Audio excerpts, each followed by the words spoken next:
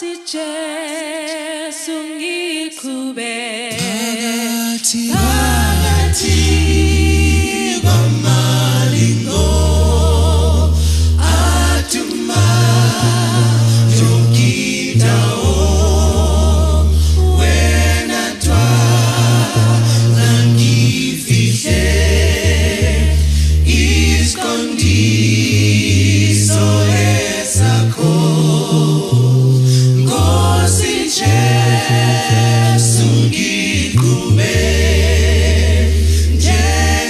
njengenjani thuliswa ungathuliswa ulwandle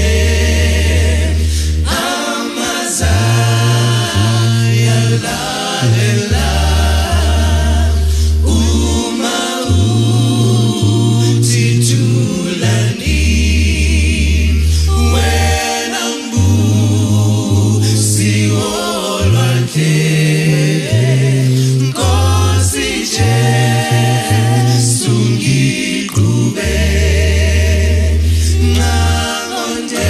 nqangondela okwini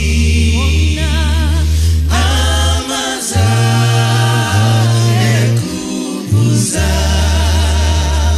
esitha ukuphumla nqangingqi esifubeni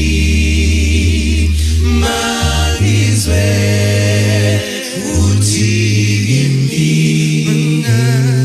kungesabikhuvela mangizwe uthi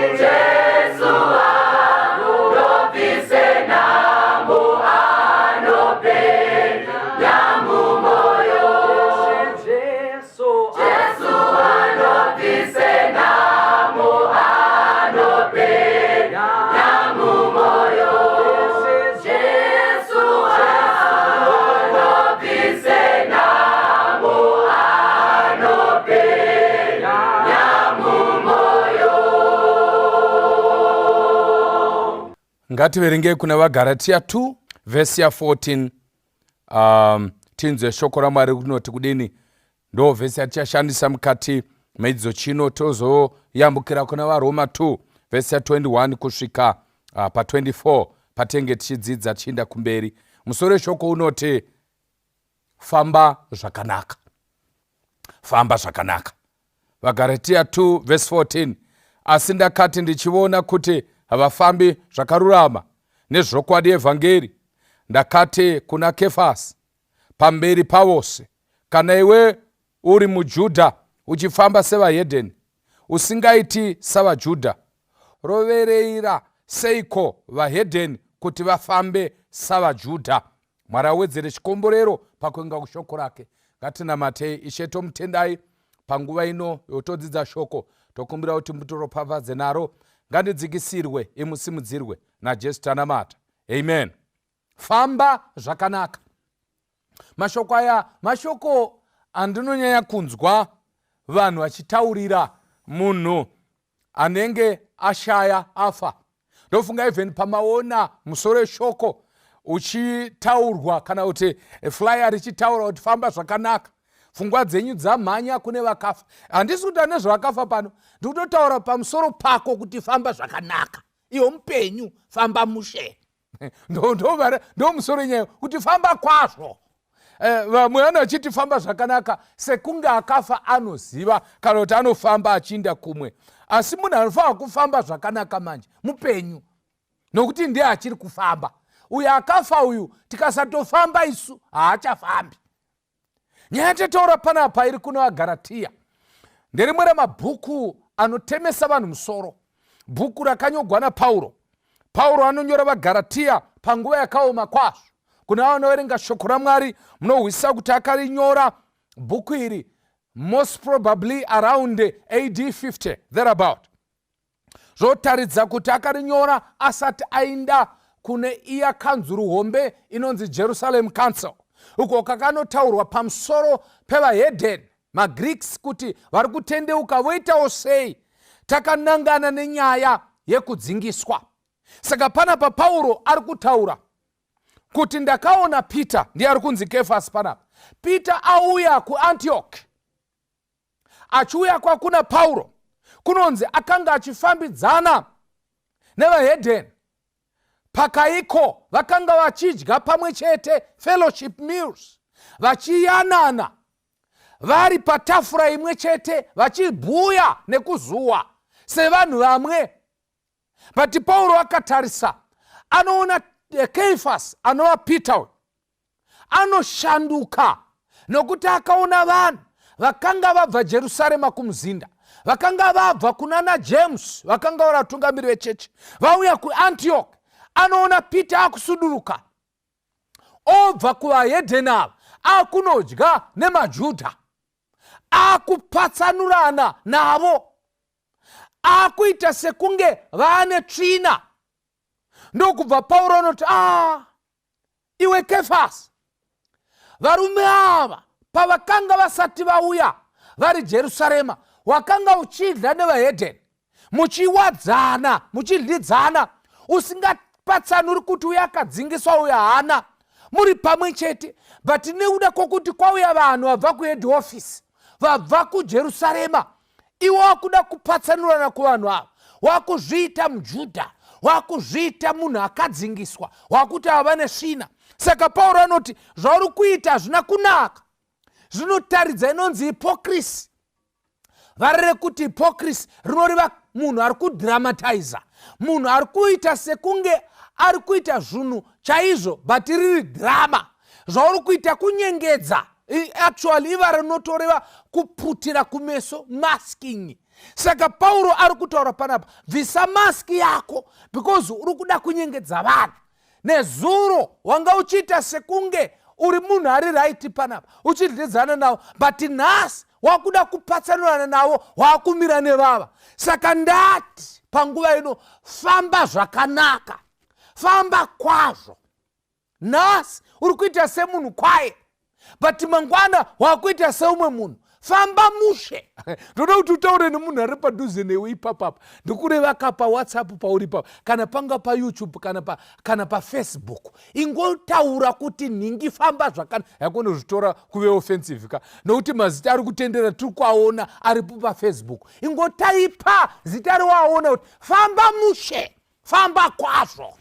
Zvinoreva kuti mukati meupenyu vanhu vaMwari ngatirege kuita diprozona kind of Christianity inotsvuka kumeso, makumbo ari matema. Iva mukristu wechokwadi. Pauro ari kutaura kuna Kefasi kuti handingakuvanziri. Vamunobva vati sei akamudza pachena, akati zvaitwa pachena, tikasazvitsiura pachena vanhu haazozvizivi. Pauro akamutaurira, inzwaika, anotizvo, iwe kana uri muJudha wezvokwadi, sei iwewe usingafambi semuJudha uchifamba semuhedheni? Ndo mubvunzo waPauro panapa. Number 2, sei iwe manje uchigombedzera kuti vahedheni vafambe semaJudha, iwe muJudha usingafambi semuJudha uchifamba semuhedheni? Ndo pane tsoro yake ipapa. Rega ndiidzokese kumusha satauro zvemaJudha. Mubvunzo uri kuti iwe zvauri mukristu, sei uchifamba semuhedheni? Inzwa, zvipindure. Iwe uri mukristu, handiti unoti uri mukristu, sei uchifamba semuhedheni? Ndo mubvunzo wokutanga. Mubvunzo wechipiri wobva wati, sei uchiti mahedheni afambe semakristu, iwe mukristu uchifamba semuhedheni? Ndo zvikutaurwa panapa. Pauro ari kuvhunza kuti haasi kuramba kuti uri mukristu. Neniwo handisi kuramba, chechi yese inokuziva kuti uri mukristu. Haiwaka, uri munhu waMwari, vanhu vanozviziva. But mubvunzo wakuitwa ndeyekuti, ko mafambiro ako sei uchifamba semuhedheni? Toti alright, wafamba semuhedheni, it's okay. Ko sei uchida kuti mahedheni aite semakristu, iwe uchitadza chikristu uchiita sechihedheni? Rega ndinenewo kuna vaRoma ka, ndokwainopedza vaRoma. Pauro aitaura zvimwe chete izvozvo. Unotizvo 2 verse 21 yavaRoma, zvino iwe unodzidzisa mumwe, unoregereko kuzvidzidzisa iwe? Iwe unoparidza kuti munhu arege kuba, unobireiko iwe? Nsandamboona vhesi inorova kupurupeti nekumapyuzi. Ivhesi inoninipisa even nevaparidzi vakaita sesu kuti nai vanhu vaMwari, isu zvatinoparidza ndo zvatinoita here? Zvatinoparidza isu ndo zvatinoita here? Iri kubva yataura kuti zvino iwe unodzidzisa mumwe, unoregereko kuzvidzidzisa? Iwe unoparidzira umwe, unoregereko kuzviparidzira? Unoti munhu arege kuba, sei iwe uchiba? Ndiri kutaurwa naPauro panapa. Verse 22, iwe unoti munhu arege kuita upombwe, unoitireiko upombwe iwe? Iwe unosema zvifananidzo, unobireiko iwe temberi dzavo? Iwe unozvirumbidza nomurayiro, unoshovora Mwari nekudarika murayiro neiko? Vesi ya 24 inorwadza, saka tati famba kwazvo, famba zvakanaka. Inotizva, nokuti sezvazvakanyorwa, zita raMwari rinomhurwa pakati pavahedheni nekuda kwenyu. Iyi ndo nyaya yakaoma, tichadzoka kwairi, hatimbobatai nyaya iyi. Peter, unofambireiko nenzira dzakaipa? Iwe uchiparidza kuti hatifambei nenzira dzakanaka. Ndo mubvunzo waPauro. Ina handidi kumboushandura kusvika tanopedza. Handina imwe point vanhu vaMwari. Point yangu i1 ndeyekuti, kana mamuchida mapoints akawanda nhasi hamwawani. 1 ndeyekuti, ko sei iwe mukristu uchifamba semuhedheni? Hatina kuramba kuti uri mukristu ka. Unoimba mukwaya tozviziva. Totozviziva kuti kumapathfinder uri kuinda, uri kumacha mupathfinder. Mubhodhi urimo tozviziva. Mubvunzo watangopa pamwe chete naPauro ndewekuti, sei uchifamba semuhedheni? Number 2, ko unodzidzisirei kuti vahedheni vafambe semakristu, iwe uchifamba sevahedheni? Nemwe nzira uri pari kunze, unoitire kuti vanhu vatendeuke, iwe usina kutendeuka. Saka zvotobudisa pachena panapa kuti kana taura pamusoro pekufamba, tikutaura pamusoro pekararamiro katinoita muupenyu, kasingataridzi zvatinoparidza nezvatinotenda. Yes, ichokwadi. Kana tikasacherechedza mararamiro edu, zvirokwazvo zita raMwari rinomhurwa pakati pavahedheni nekuda kwedu. Ndoda kuti hama yangu muna tenzi Jesu Kristu, maridzei usayifoshora kune umwe munhu uchiti ndini ngarebwa ari kunangwa nenyaya iyi. Shoko raMwari rinotidzidzisa pachena kuti kana zvimiro zvedu zvisina kushandurwa kufanana nezvaKristu, hatisi kuzokwanisa kupinda mukati memazambara. Zichatipinza mukati medenga kushandurwa zvimiro zvedu. Vana Kefasi vakawanda pakati pedu, varume nemadzimai, vakomana nevasikana, vanoti vakataura chokwadi chaMwari zvirokwazvo unoti hauchiona. Asi pakufamba, maona here kuti Pita aifamba sei? Kana pasina vanhu vekuchechi nevekuziva, usatamba. Asi kana vekuchechi vazosvika, gwai rekwani, hwayana yaMwari. Asi kana vasipo, anoita sekunge anofita pese. Kana ukamuona ungatofunga kuti munhu uyu haasi muhedheni, but ndicho chihedheni iye pachake. Haasi muhedheni but chihedheni icho kana vanhu vasipo. Nemarockdown aya, maKristu ava mashoma. Why? Nokuti vazhinji vedu tiri kufamba senyika, asi tiri vaMwari. Saka ndoda kupambadza maminitsi akawanda muchirongwa chino chezuva ranhasi. Asi kuparidza ndeyekuti tigonamata, because iwewe neni tiri vatadzi. Tikumbire Mwari kuti vatiregerere, tirege kufanana nenyika, isu tisiri venyika. Jesu anonamata kuna John chapter 17, anoti Ishe, vanhu ava ndiri kunamatira ava, ndikuvanamatira kwete kuti muvabvise panyika, but vari panyika havo, asi varege kuva vanhu venyika. Vanhu vaMwari, handiri kukunyeperai, chinhu chatikonesa kupinda denga hakusi kuti hatina kumbopinda chechi. Tichakoneswa kupinda denga nokuti chechi hainambopinda mukati medu. Isu tisi taipinda, but chechi isimo. Vana Loti vakabuda muSodhoma neGomora, but Sodhoma haina kubuda mavari. Vana vaIsraeri vakabuda muIgipita, but Igipita yakaramba iri mukati mavo. Vazhinji vedu takapinda chechi, but chechi haina kupinda matiri. Otherwise tiri vanhu vanongofamba tichinzi vanhu vechechi, but chechi inge chivhunza kuti muri kuti vanhu vechechi pakai, ina handambopindamo. Ukaverenga tsauko vaGaratia chapter 5, kuna vanofamba nechapter a day, muchawa pamwe Pauro achitaura, chapter 4 actually, Pauro achitaura pane imwe nzvimbo kuti ndiri kushamisika nemi vaGaratia, makasika seiko kusiya vhangeri yandakakuparidzirai yekuti muzive Mwari. Actually obva atoti kuti dai maizika mwana Mwari, ndakambokupai umwe mucherechedzo. Ndamhoresa umwe mudzimai wechidiki, rega ringoti musikana wechidiki, rimwe gore ndichifamba mutaundi muHarare, ndikamhorosa because ndakaona kuti ndingangopfudza nemunhu ndomuziva ende anogoti elda vashaina. Ndanga ndichiri elda ipapo, ndikati makadi yenyu, ndobva vati tiripo makadiwo.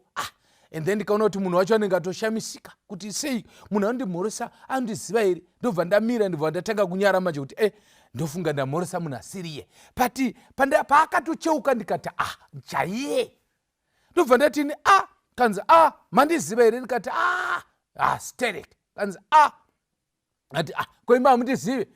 Kanzi handisi kukuziva. Ndikati munopinda chechi? Kanzi ndopinda chechi. Ndikati ndonga ndikwatakasangana. Kanzi indopinda chechi. Ndobva taura imwe chechi yakataura, ndikaona kuti vakomana paita disaster because munhu wekau chokwadi handambosangana naye kuchechi. Ndobva ndatini saka manje takasangana kupi? Akabva aonawo kuti shuwa munhu anetseka. Ndobva ndazoti achetaura zita rake. Ndakakuonai pastudio 263 kune avo vanoziva sopu yaitwa paTV yeZTV yainzi studio 263. Munhu wacho handichamutauri anotoripo, kana akateerera andaro azvikangamwa. Saka ndobva ati alright, chandakaziva ndechekuti inini ndaimuziva nokuti ndakamuona paTV, asi iye akanga asingandizivi nokuti aisandiona.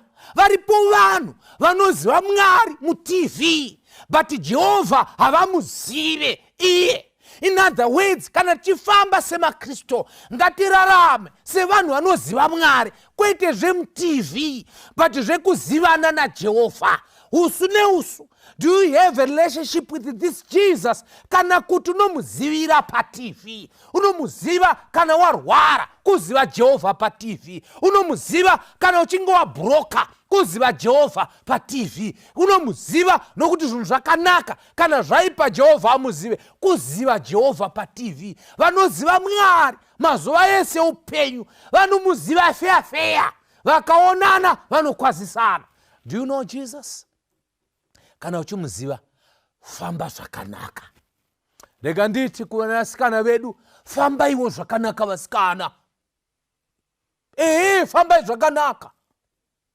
Kanitaura nemi vakomana, fambaiwo zvakanaka. Nokuti muri maKristu, fambai zvakanaka.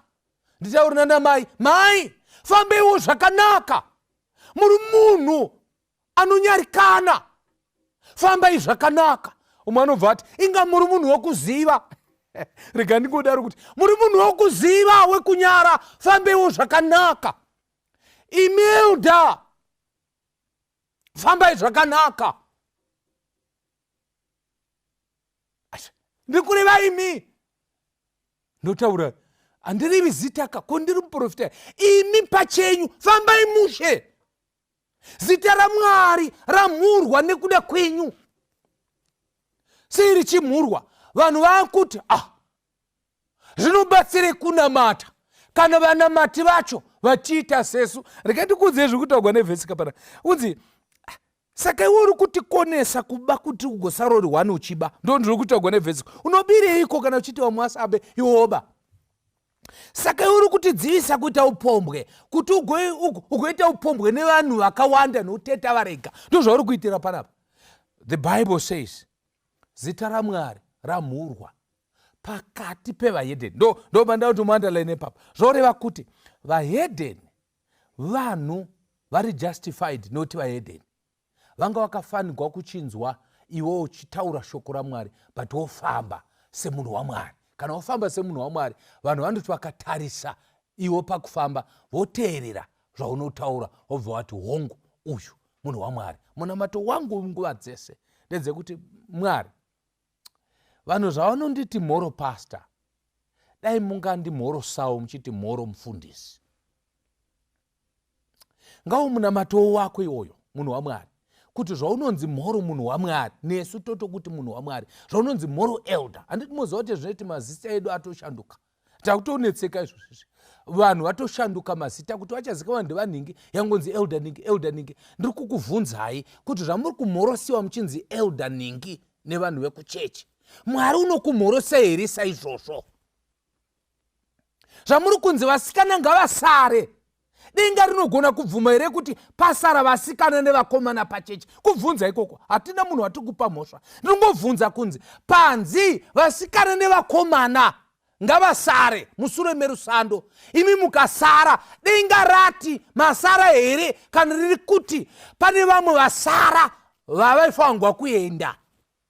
Kubvunza ka izvi zviri kuitigwa kuti wewe neni manje tizvibvunze pachedu. Zvapanzi vana baba nana mai, macouples, andoro rinoshandiswa, macouples ari kuinda kuretreat. Imimi mukabva maindawo mukabhadhara mari kuretreat muchiinda nemacouples. Muri macouples here nemudzimai wako, because couple inoreva murume nemukadzi vairi. Imimi zvamune umwe muri couple yakaita sei? Kubvunza ikoko. Zvapari kunzi vanhu vakaroorwa. Kubvunza, imi makaroorwa here? Mwari anototi muri makaroorana here? Denga iro rinotaura here kuti imi makaroorana kana rakakutarisai nemaitiro munoita? Ndikutoreva kuti is your marriage the ideal marriage inotarisirwa kuti ndo chinonzi marriage? Dai chiri cho chega pano panyika kuchinzi ndimi muri 2 makaroorana pasi pese. Imimi isu tese tiri mayuthi imakaroorana. Pane here vanhu vanoti ndodawo kuroorwa vaona iwe wakaroora? Ndiri kuvhunza kuti dai kuchinzi ndimi mega muri kuita bhizinesi munyika yese, vamwe vese havasati vakuita mabhizinesi vaingati ndodawo kuita bhizinesi kaitiro kako here nokuti uri kuita zvakanaka. Bhaibheri rataura kuti Peter, Kefasi, famba zvakanaka.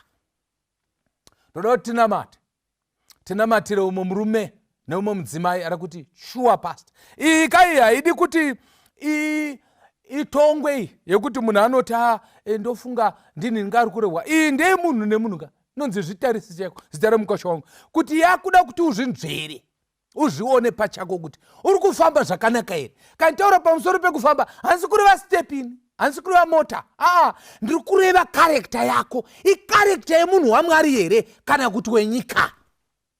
Saka tati mharidzo yanhasi inoti famba zvakanaka.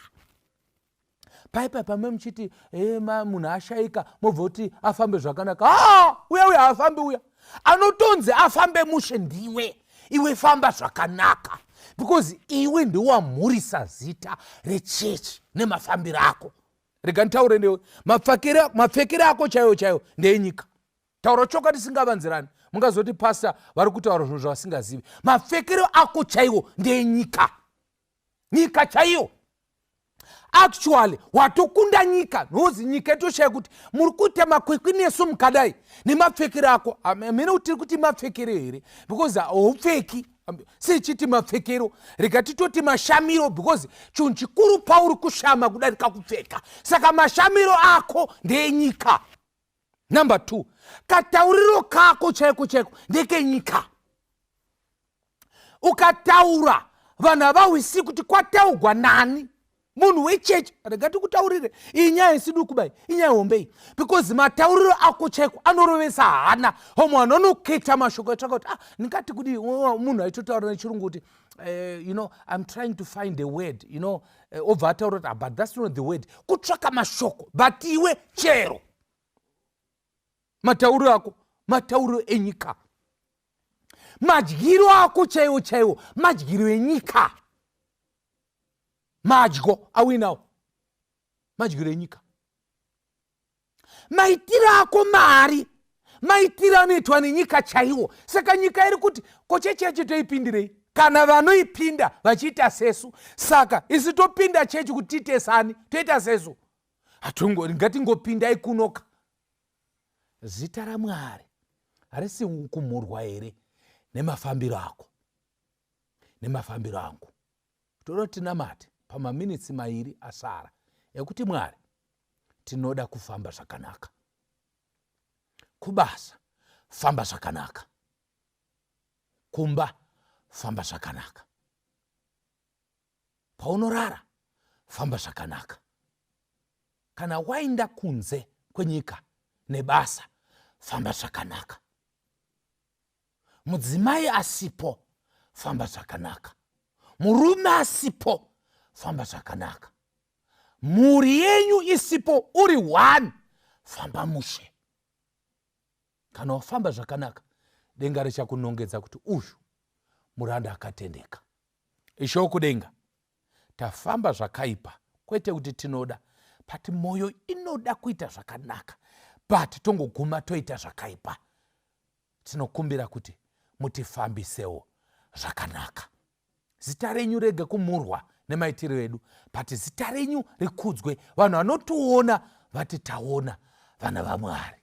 Misodzi yedu inoerera kana tichifunga mafambiro edu. Hatisi kutaura zvatotaurwa nevanhu nezvekufungirwa, tikutaura zvatonyasa kuziva kuti izvi whether vanhu vanozvifungire kana kuti havazvifungiri, but tozviziva kuti isu hatifambe zvakanaka. Tifambisei zvakanaka nhasi, kubva nhasi kuenda kumberi. Patinenge chiti vakafa vafambe zvakanaka, tizive kuti vakafa havafambi, anofamba tisu. Tifambiseiwo zvakanaka muzita raJesu tanamata. Amen. God bless you. Ngandifane na Jesu awe mponesi wangu, ndizadze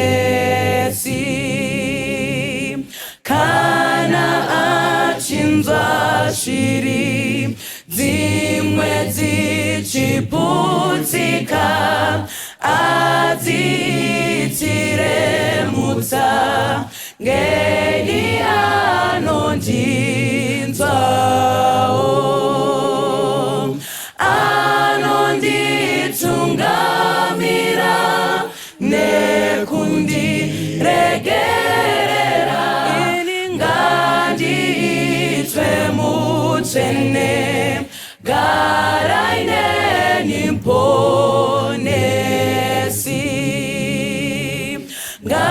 ngandifane naJesu mukurarama kwangu ndizorore kunemwi panzvimbo inyerere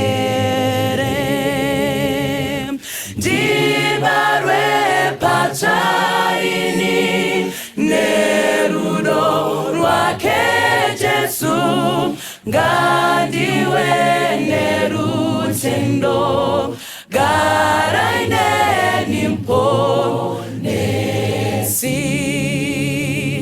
ndibarwe patsvaini nerudo rwake Jesu ngandiwe nerutendo garaine nimponesi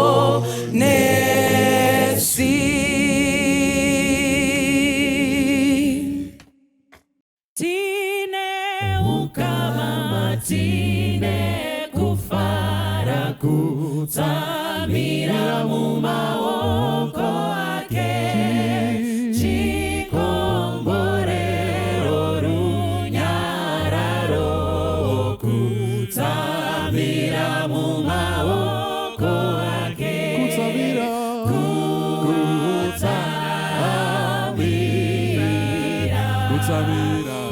mumaoko ake aJesu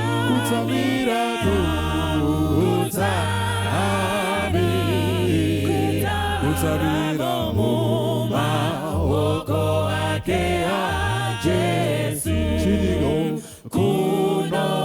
kunotapira kufamba nzira kutsamira mumaoko ake iyo nzira yapenya zuva nezuva kutsamira mumaoko ake kutsamira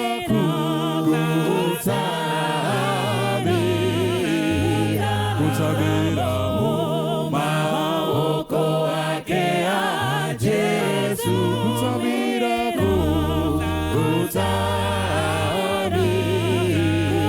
kutsamira mumaoko ake aJesu chinyi ndinotya kutizira kutsamira mumaoko ake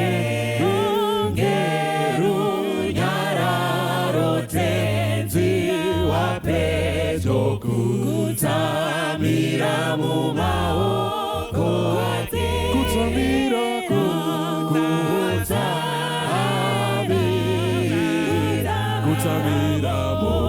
mumaoko ake aJesu kutsamira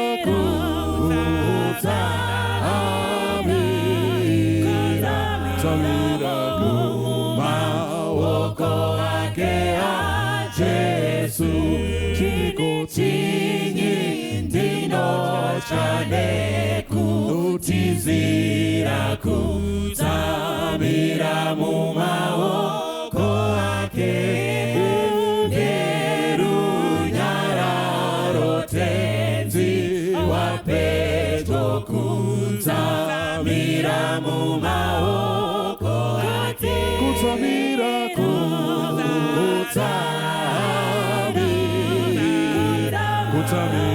mumaoko ake aJesu kutsamira